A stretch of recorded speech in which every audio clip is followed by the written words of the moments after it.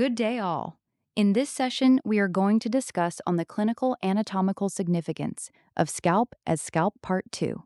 Each layer of scalp is clinically very important, so we will discuss about the important clinical significance on each layer of scalp and end by learning the relation between safety valve hematoma and black eye. A sebaceous cyst is a slow-growing subcutaneous bump due to a blocked sebaceous gland. The skin of scalp is scary, so scalp is abundantly provided with sebaceous glands. The oily substance sebum secreted by the gland is very important to moisturize the hair and skin of scalp, so scalp is a common site for sebaceous cysts. The second layer of scalp, the connective tissue layer, is provided with dense connective tissue and also houses the main trunks of sensory nerves supplying the scalp. Infectious inflammations in this layer cause little red or pus-filled swelling, but causes severe pain because of the non-yielding dense fascia that compress the sensory nerves and nerve endings. Scalp wounds bleed profusely because the vessels of scalp are prevented from retracting by the dense fibrous fascia of the connective tissue layer. As the arteries supplying the scalp ascends from face and neck, life-threatening scalp hemorrhages can be stopped by applying pressure or by tightly applying a cotton bandage around the head above the level of ears. Though scalp wounds bleed profusely, they heal quickly because of the abundant blood supply. As scalp and superficial temporal region are highly supplied with blood vessels, it is not necessary to cut the avulsed portion of scalp. They can be sutured carefully and replaced in position. They usually catch up and heal well. If a cut wound divide the epicranial aponeurosis, the third layer of the scalp transversely, then the wound of the scalp gape. This is because most of the fibers of epicranial aponeurosis running from anterior to posterior, connecting the frontalis and occipitalis muscle. In that case, the aponeurotic layer must be carefully sutured for proper healing and to prevent hemorrhage. The first three layers of scalp, the skin, the connective tissue layer, and the third layer, glia aponeurotica, are firmly adhered to each other and are highly vascular. These layers are termed surgical layers of the scalp, or the scalp proper. During neurosurgery and reconstruction surgeries, these three layers are raised as healing scalp flap easily from the relatively avascular deep layers with less bleeding. They are highly reliable in covering deep wounds in less time.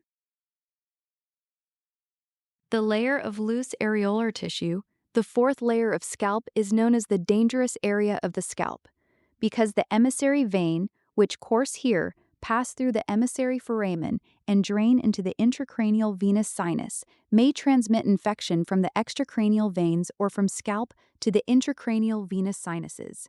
From the intracranial venous sinuses, the infection may spread to the other venous sinuses or meninges or to the parts of brain and can be fatal. Caput succedaneum is a subcutaneous edema or fluid collection below the skin of scalp, over the presenting part of the head of the baby at delivery. This condition occurs due to interference of venous return of scalp at the time of passage of head of the baby through the birth canal. It is the most common form of birth trauma of the scalp due to the usage of forceps and vacuum cups during delivery, and usually present over the occipital region, and the swelling crosses the suture lines. The affected part of the scalp feels soft, and the margins are partly defined. The edema subsides in a few days. Cephalhematoma is a subperiosteal collection of blood in the baby's scalp after delivery. This is commonly occurring due to damaged blood vessels during labor and mostly heal by its own. Since the periosteum of skull loosely covers the bones of skull and firmly attached to the sutural membranes, cephalhematomas assumes the shape of the related bones and will not cross the suture lines. Safety valve hematoma is a condition, occurs during intracranial hemorrhage involving fracture of cranial vault, mostly in children. It is associated with tearing of dura mater and pericranium, so blood from intracranial hemorrhage communicates with the fourth layer, the subaponeurotic space of the scalp, through the fracture lines. The cerebrum will not be compressed until the subaponeurotic space is fully filled with blood. For this reason, the collection of blood in the fourth layer is called safety valve hematoma. In safety valve hematoma, fluids fills freely through the loose areolar layer of scalp, producing generalized swelling over the dome of the skull, but cannot pass into either the occipital or temporal regions because of the bony attachments of the occipitofrontalis and epicranial aponeurosis, with the external occipital protuberance, superior nuchal lines, and the superior temporal lines. But blood and fluid can track forward to the forehead, up to the eyelids, because occipitofrontalis muscle has no bony attachment anteriorly. This leads black discoloration of skin around the eyes, mostly the upper eyelids, a condition called black eye. This is also acting as a symptom to identify safety valve hematoma. With this, we are concluding the layers of scalp, the gross anatomy of each layer, and their clinical anatomical significance. Let's meet in the next session, the muscles of facial expression. Have a nice day.